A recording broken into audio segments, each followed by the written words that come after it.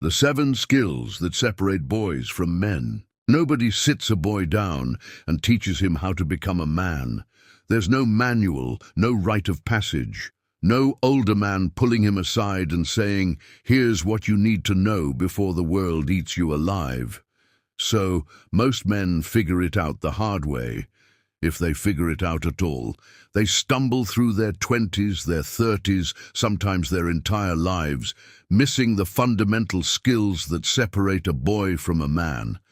And today, we're going to fix that. 7 skills. Master these, and you are operating on a completely different level than 90% of men walking around right now. The first skill is critical thinking. Most men have never actually learned how to think. They've learned what to think. They absorbed opinions from their parents, their friends, social media, whatever algorithm fed them the loudest voice. But they never learned how to actually examine an idea, question it, test it against reality, and arrive at their own conclusion. A man who can think critically cannot be easily manipulated. He cannot be controlled by propaganda, by fear-based marketing, by emotional manipulation from anyone, a boss, a woman, a politician, a friend. He asks why. He looks for evidence. He's willing to change his mind when the facts demand it, but he's not swayed by every wind of opinion that blows through.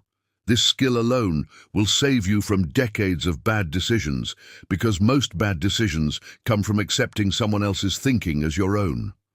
The second skill is understanding how the world actually works. Not how you wish it worked, not how it's supposed to work according to some idealistic version of fairness, how it actually operates, power structures, incentives, why people really do what they do. Most men go through life confused and frustrated because they're operating on a fantasy version of reality, and then they get blindsided over and over by things a man who actually understood the game would have seen coming. This isn't cynicism, it's clarity. A man who understands the actual mechanics of business, relationships, politics, and human nature can navigate all of it without getting played. He's not naive. He's not bitter either. He's just awake. And once you're awake to how things actually work, you stop getting surprised by the same patterns repeating themselves. The third skill is handling adversity, pain and stress, the things most men spend their entire lives trying to avoid. But avoidance is exactly what keeps a man weak. Pain is not your enemy. Pain is the forge. Every man you respect, every man who built something real, walked through significant pain to get there. Financial pain, physical pain, emotional pain, the pain of failure, of rejection, of starting over. A boy runs from discomfort. He numbs it with food, with scrolling, with whatever distraction is closest. A man leans into it. He understands that stress and pain, properly metabolized, build capacity. Just like muscle tears and rebuilds stronger, a man who faces hardship without collapsing rebuilds his character stronger every single time. The goal isn't to eliminate pain from your life. The goal is to become a man who can carry more of it without breaking. The fourth skill is physical courage, knowing how to fight, and more importantly, being willing to act bravely when it matters. This isn't about seeking out violence. It's about removing the fear that controls so many men's decisions. A man who has trained his body to handle a physical confrontation walks through the world differently than a man who hasn't. He's not looking for trouble, but he's not terrified of it either. And that confidence bleeds into everything else. How he speaks up, how he protects the people he loves, how he makes decisions under pressure. Bravery is a muscle. You build it by doing the brave thing even when you're scared. Having the hard conversation, taking the risk, standing up when it would be easier to stay seated.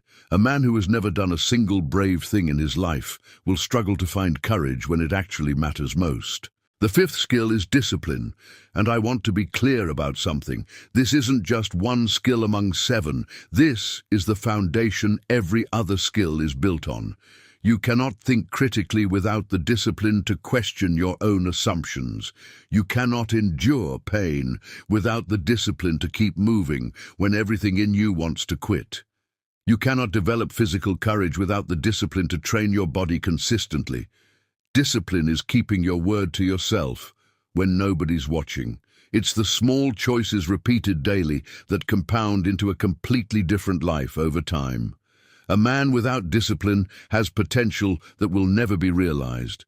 A man with discipline turns potential into results day after day, even when motivation disappears, which it always does. The sixth skill is presence and influence, the ability to walk into a room and command respect without saying a word, and when you do speak, to actually move people. This isn't manipulation, it's the natural result of everything we've already talked about. A man who thinks clearly, who understands the world, who has faced real adversity, who has physical courage, and who is disciplined. That man carries himself differently. People feel it. They're drawn to it. He doesn't need to perform or beg for attention because his presence speaks before he does. Learning to develop this, your posture, your voice, your eye contact, the way you carry conviction in how you speak, this is a skill you can deliberately build, and it changes how every single person responds to you, in business, in friendships, in every room you walk into. The seventh skill, and one most men desperately need but rarely get taught, is understanding women, genuinely understanding female nature, not the surface-level pickup tactics or the bitter resentment some men fall into. A man who understands women knows how to build real attraction, how to lead in a relationship without controlling, how to communicate in a way that actually lands instead of creating constant friction. This isn't about manipulation or games. It's about understanding that men and women are wired differently, that what a woman says and what she responds to aren't always the same thing, and that a man who studies this, who actually puts in the work to understand rather than guess, builds relationships that work instead of relationships that constantly blow up. Most men never study this seriously, and then they wonder why the same patterns keep repeating in every relationship they enter. Here's what ties all 7 of these together. None of them come naturally. None of them are given to you. Every single one has to be built deliberately over time, often through failure before you get it right. Proverbs 27:17 says, "Iron sharpens iron as one man sharpens another."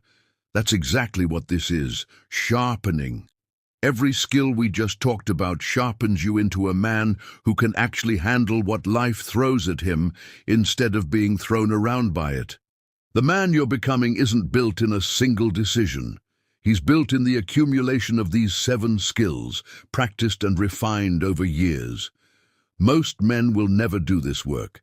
They'll stay reactive, easily manipulated, afraid of pain, afraid of confrontation, confused about how the world actually works, and confused about women too.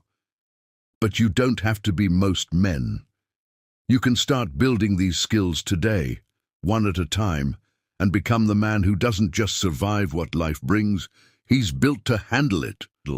Walk with God while you work for the crown. When he crowns you king, tell the world of the truth you found. That's king-level mindset. Kings don't beg. Kings don't bow. Kings build.